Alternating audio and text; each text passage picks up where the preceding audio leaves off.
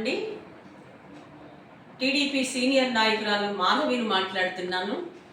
మన జగన్ గారు అసెంబ్లీకి వచ్చారు, సంతోషం. కానీ ప్రభుత్వ పాలన ఎలా ఉంది? చంద్రబాబు నాయుడు గారు ఏమీ లేని రాష్ట్రాన్ని అభివృద్ధి చేసినందుకు అభినందించాల్సిన మాజీ సీఎం గారు మా ఇంటి మీద దాడి, అంబటి గారి ఇంటి మీద దాడి అంటే వాళ్ళ ఎమ్మెల్యేని ఎమ్మెల్సీలు పెట్టి మాట్లాడిస్తున్నారు.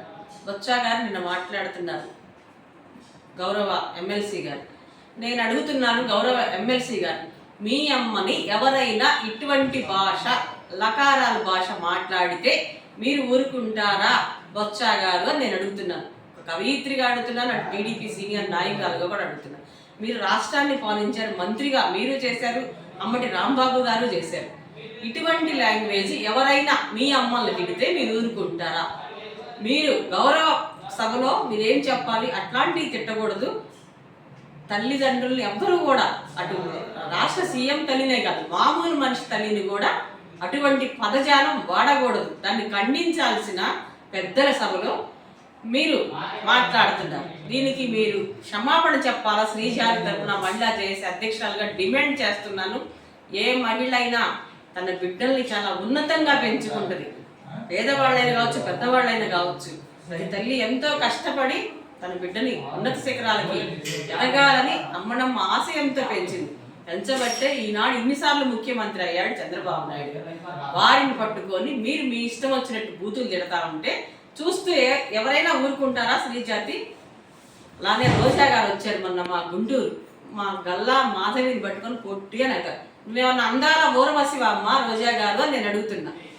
తోటి మనిషిని, మహిళని గౌరవించాలి. అందులో ప్రజాప్రతినిధి ఆవిడ. నువ్వు ప్రజాప్రతినిధి, నీకు అసలు స్థానం వేసింది తెలుగుదేశం పార్టీ. నువ్వు సినిమాల్లో మహానటివి, అంతవరకు ఉండు. బయటకు వచ్చి కూడా నటిలాగా ఉండకుండా నువ్వు ఏదో జగన్ ఆడుతున్న నాటకంలో ఆడిస్తూ ఉంటే, మాటలు మాట్లాడుతుంటే ఎవ్వరు చూస్తూ ఊరుకోరు. ఇంకొకసారి మా గల్లా జోలికి వచ్చినా, బాబు గారి జోలికి వచ్చినా మాట్లాడే ఈ వైఎస్ఆర్ పార్టీ బ్యాచ్ తాకోసారి అంబటి గారి ఇంటికి వస్తున్నారు పలకరించడానికి. ఏ విధంగా వస్తున్నారు? ఆయన ఏమన్నా దేశం కోసం పోరాడి జైలుకి వెళ్ళాడా? బూతులు మాట్లాడి రౌడీజం చేపిస్తా ఇంటికాడ 100 మందిని పెట్టుకొని నా పైకి వచ్చినప్పుడు గల్లా అక్కడికి వచ్చింది. మీరు ఏ విధంగా ప్రోత్సహిస్తున్నారు? బూతులు మాట్లాడమని, రౌడీజం చేయమని పంపిస్తున్నారా మీరు మనుషుల్ని?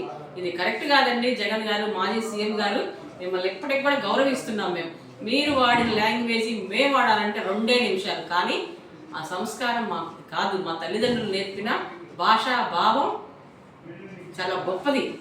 సాహితీవేత్తలుగా మా నాయకుడు కూడా మంచి భావం రాయండి అమ్మా అంటాడు, ఎవరిని తిట్టొద్దమ్మా అంటాడు.